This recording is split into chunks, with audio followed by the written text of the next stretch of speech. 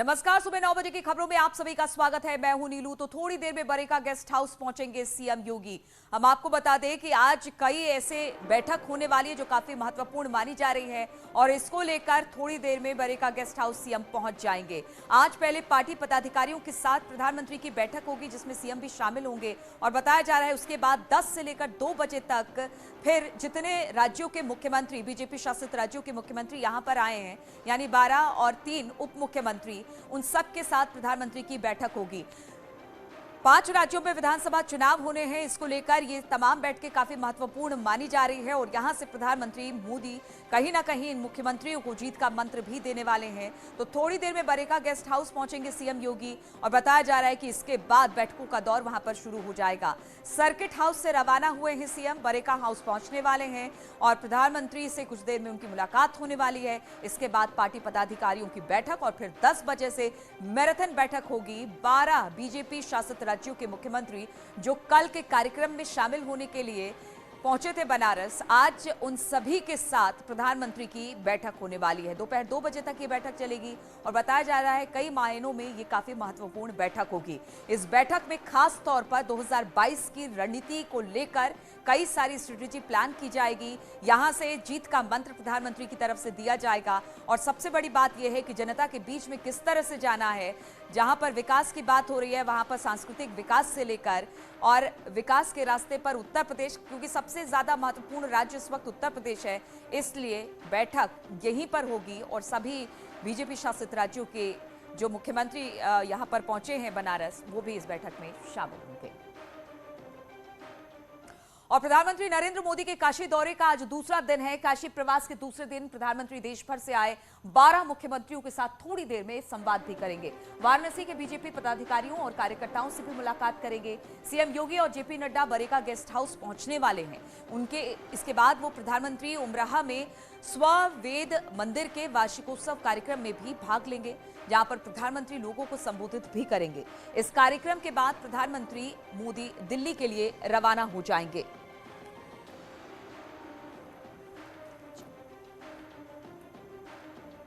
तो हम आपको बता दें कि जिन राज्यों के मुख्यमंत्री यहां पर पहुंचे हैं उनकी तस्वीरें भी हम आपको दिखा रहे हैं। 9:30 बजे से 2:45 तक BLW गेस्ट हाउस में महाबैठक का आयोजन किया गया है।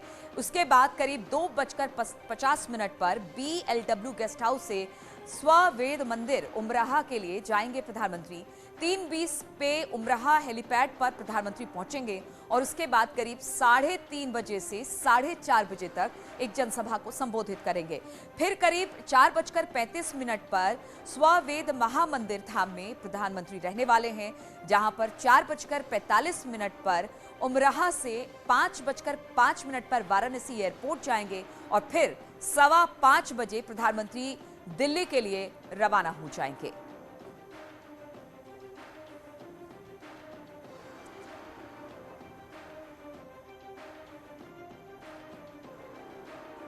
तो सीएम योगी पहुंचेंगे कुछ देर में गेस्ट हाउस, जहां पर प्रधानमंत्री से मुलाकात उनकी होनी है। अनामिका इस वक्त हमारे साथ जुड़ गई हैं। अनामिका, इस वक्त कहां आप खड़ी हैं? और सबसे बड़ी बात यह है कि आज बैठकों का जो दौर चलने वाला है काफी लंबा चलने वाला है। मुख्यमंत्री निकल गए हैं, जेपी नड्डा अपने जहां पर उन्होंने रात्रि विश्राम किया है वहां से निकल चुके हैं। अभी कहां पर हैं और कब तक वो पहुंच जाएंगे और फिर बैठकों का दौर कब से शुरू हो जाएगा? और देखिए, इस वक्त मैं मौजूद हूँ BLW के पास, जो कारखाना है, रेल इंजन कारखाना, प्रशासनिक भवन, जहां पर मुख्यमंत्रियों के साथ सम्मेलन होना है। वो अभी देखिए वहां पे इसको तैयार किया जा रहा है। एसपीजी ने पूरे के पूरे एरिया को अपने अंडर में ले लिया है और कुछ देर पहले जो पार्टी के राष्ट्रीय अध्यक्ष जेपी नड्डा हैं, अब वो भी यहां पर आए हुए थे। उन्होंने आकर के इंतजामात का जायजा लिया। चूंकि 12 राज्य के मुख्यमंत्री हैं, चाहे उत्तर प्रदेश की बात करें, उत्तराखंड, मध्य प्रदेश, हरियाणा, गोवा, मणिपुर, 12 राज्य हैं जहां के मुख्यमंत्रियों को यहां पर आना है। लिहाजा यहां पर हाईली सिक्योर्ड पूरे इलाके में अगर देखेंगे आप तो आपको बहुत कम लिमिटेड लोग, जो कि रेलवे के जो स्टाफ है, सिर्फ उनके अलावा आज किसी को परमिशन नहीं है यहाँ पे मूवमेंट करने की। जेपी नड्डा ने तैयारियों का जायजा लिया और मुख्यमंत्री योगी आदित्यनाथ भी सर्किट हाउस से निकल चुके हैं। लेकिन ये दोनों पहुंच रहे प्रधानमंत्री मोदी के पास, जहां पे जिस गेस्ट हाउस में पीएम मोदी रुके हुए हैं, क्योंकि वहीं पर जेपी नड्डा की बात करें, हम मुख्यमंत्री की बात करें, या जो संगठन के तमाम पदाधिकारी आए हुए हैं, उनके साथ बैठक होनी ठीक उसी जगह पर। तो वहां पर मुख्यमंत्री पहुंच चुके हैं, जेपी नड्डा पहुंच चुके हैं, लेकिन वहां के बाद यहां पर 10 बजे से आपको हैपनिंग दिखाई देगी, जहां पर एक एक कर जो 12 राज्यों के मुख्यमंत्री हैं वो पहुंचेंगे। इसके बाद पीएम मोदी उनको संबोधित भी करेंगे। साथ ही राज्यों की ओर से जो प्रेजेंटेशन तैयार किया गया है, जो उनके विकास को लेकर कोई बात है, डिमांड है उनकी, या वो चाहते हैं कुछ कुछ चीजों का एक्सपेंशन देना, तो उसको लेके वो प्रधानमंत्री मोदी के सामने अपनी बात रखेंगे। तो वही प्रधानमंत्री मोदी भी आने वाले दिनों के लिए अनामिका, इस पर विकास को आपसे लेकर बातचीत करेंगे और वहां पर स्थिति किस तरह की है, कौन कौन आ रहे हैं, बातचीत करेंगे। लेकिन इस वक्त मायावती एक प्रेस कॉन्फ्रेंस कर रही है, आइए सीधे उनको सुनते हैं। संघर्ष करती रही है और अभी भी कर रही है, जबकि पिछले 100 वर्षों में पंजाब में कई बार राजनीतिक व सामाजिक उथल पुथल हुई है। यहाँ कई सरकारों को बर्खास्त किया गया है तथा इमरजेंसी भी लगाई गई है, लेकिन इस दौरान भी अधिकांश यहाँ अकाली दल ही पंजाब की आवाज़ बनकर खड़ा रहा है, जिसके लिए मैं श्री प्रकाश सिंह बादल जी व श्री सुखबीर सिंह बादल एवं अकाली दल के सभी लोगों को भी इस उपलब्धि के लिए हार्दिक बधाई भी देती हूँ।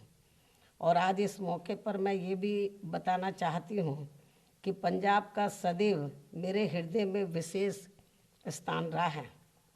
दशकों से बहुजन समाज पार्टी व पंजाब के लोगों के मजबूत रिश्ते रहे हैं। और वैसे भी पंजाब मान्यवर श्री कांशीराम जी की जन्मभूमि होने के साथ ही वो महान भूमि भी है, जहाँ से उन्होंने अपने जीते जी बहुजन समाज के उत्थान हेतु काफ़ी संघर्ष भी किए हैं, जिनके बताए हुए रास्तों पर चलकर ही यह हमारे कार्यकर्ता विभिन्न अन्याय व अत्याचार आदि को सहते हुए भी उनके सपनों को साकार करने में पूरे जी जान से लगे हैं। और अब मैं आज ये भी कामना करती हूँ कि अगले वर्ष शुरू में ही पंजाब स्टेट में भी होने वाले विधानसभा चुनाव में यहाँ श्री सुखबीर सिंह बादल जी के नेतृत्व में बीएसपी व अकाली दल गठबंधन की पूर्ण बहुमत की सरकार जरूर बने, जिनको इनके पिता श्री प्रकाश सिंह बादल जी का भी पूरा आशीर्वाद प्राप्त है। हालांकि श्री प्रकाश सिंह बादल जी का राजनीतिक व संसदीय जीवन काफ़ी लंबा, समृद्ध व आम जनहित को समर्पित करने तथा काफ़ी अनुभवों वाला रहा है।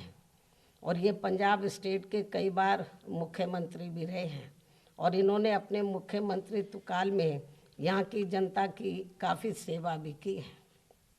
इतना ही नहीं बल्कि बीएसपी के जन्मदाता एवं संस्थापक मान्यवर श्री कांशीराम जी के यहाँ श्री प्रकाश सिंह बादल जी से बहुत अच्छे संबंध भी रहे हैं, जिसके बारे में पंजाब स्टेट के लोग भी काफ़ी अच्छी तरह से वाकिफ़ हैं।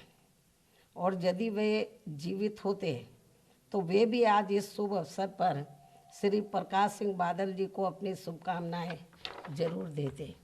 इसके साथ ही इनके अच्छे संबंध होने के कारण ही सन 1996 में जब बीएसपी व शिरोमणि अकाली दल के बने गठबंधन ने लोकसभा चुनावों में पंजाब में 13 में से 11 सीटें जीती थी, तो तब उस समय वहाँ कांग्रेस पार्टी का लगभग सफाया हो गया था। और अब इस बार होने वाले विधानसभा चुनाव में भी यही इतिहास फिर से जरूर दोहराया जाएगा और तब फिर कांग्रेस व अन्य पार्टियों का भी जरूर वहाँ सफाया हो जाएगा। इस उम्मीद के साथ ही अब मैं संक्षेप में मेरा यही कहना है कि अकाली दल खूब फले व फूले तथा आगे भी खूब बढ़े। अंत में अब मैं श्री प्रकाश सिंह बादल जी व श्री सुखबीर सिंह बादल तथा अकाली दल के इनके सभी छोटे बड़े पदाधिकारियों, कार्यकर्ताओं आदि को भी एक बार फिर से 100 वर्ष पूरे करने के लिए अपनी हार्दिक बधाई एवं शुभकामनाएं देती हूँ। इसके साथ ही अब मैं यूपी के संबंध में भी ये कहना चाहूँगी कि यूपी में विधानसभा आम चुनाव होने से पहले यहाँ दूसरी पार्टियों के खासकर निष्कासित, निष्क्रिय व स्वार्थी किस्म के लोगों को शामिल करने से किसी भी पार्टी का जनाधार बढ़ने वाला नहीं है, बल्कि जनता ऐसे घोर स्वार्थी तत्वों को अधिकांश आयाराम व गयाराम ही कहती है। साथ ही उस पार्टी को भी अच्छी निगाह से नहीं देखती है। फिर भी मीडिया द्वारा जनता को ये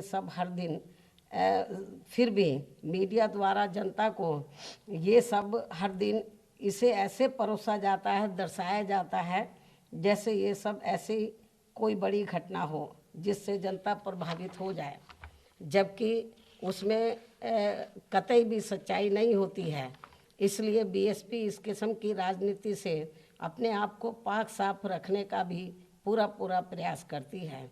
इसी प्रकार यहाँ कुछ पार्टियों द्वारा एक एक सीट पर कई लोगों को टिकट का आश्वासन देकर व उसकी आड़ में थोड़ी बहुत भीड़ इकट्ठा करके तथा अन्य और भी किस्म की नाटकबाजी करके साथ ही चुनाव घोषित होने से कुछ समय पहले केंद्र व यूपी की सरकार द्वारा भी आए दिन यह प्रदेश में की जा रही ताबड़तोड़ घोषणाएं, शिलान्यास व अधकच्चे कार्यों के उद्घाटन एवं लोकार्पण आदि करने से भी इन विरोधी पार्टियों का जनाधार बढ़ने वाला नहीं है, बल्कि यूपी की जनता अब ये सब काफ़ी अच्छी तरह से समझ चुकी है।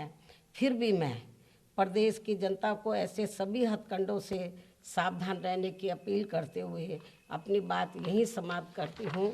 धन्यवाद।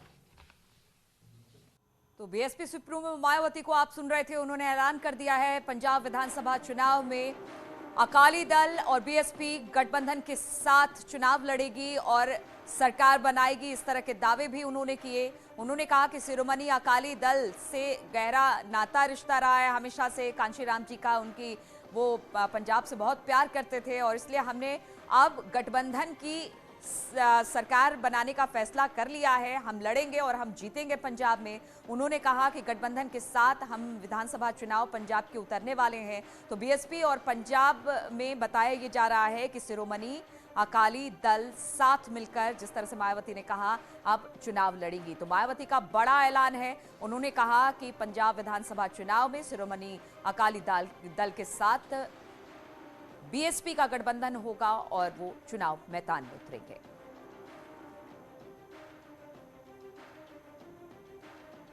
तो पंजाब कांशीराम की जन्मभूमि रही है और शिरोमणि अकाली दल सबसे पुरानी क्षेत्रीय पार्टी है। इसलिए हमने फैसला किया है कि हम अब पंजाब विधानसभा में एक साथ गठबंधन कर चुनाव लड़ने वाले हैं।